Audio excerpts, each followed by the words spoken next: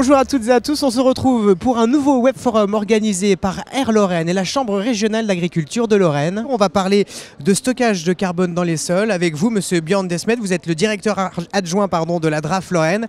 Et vous, Sophie Maillan, vous êtes chargée de mission pédologie, agronomie à la Chambre régionale d'agriculture de Lorraine. Alors monsieur Desmet, déjà première question, on parle d'un projet 4 pour 1000. Qu'est-ce que le projet 4 pour 1000 ?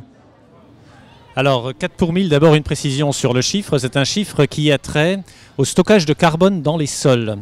Les scientifiques s'accordent en effet pour dire qu'une augmentation de 0,4%, donc 4 pour 1000 de carbone dans les sols, permet d'absorber l'ensemble du CO2 émis d'ici 2050.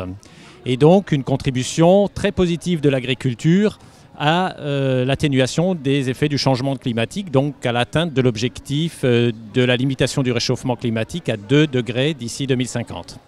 Et quelles sont les actions portées par le ministère justement dans ce but-là ?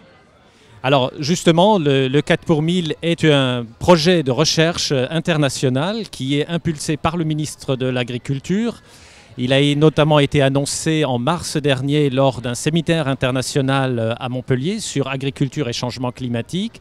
Et l'idée est de fédérer autour d'un projet de recherche différents chercheurs sur l'idée que le changement climatique permet également d'avoir des solutions pour nourrir la planète. Et c'est le projet 4 pour 1000, c'est de trouver des solutions qui allient à la fois l'objectif de nourrir la planète en 2050, les 9 milliards d'humains, et l'atténuation du changement climatique par le biais du stockage de carbone dans les sols.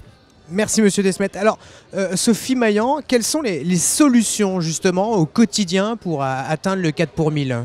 Alors les solutions, je ne les connais encore pas toutes puisque c'est un programme de recherche, donc j'espère qu'il y aura des nouvelles solutions qui en sortiront.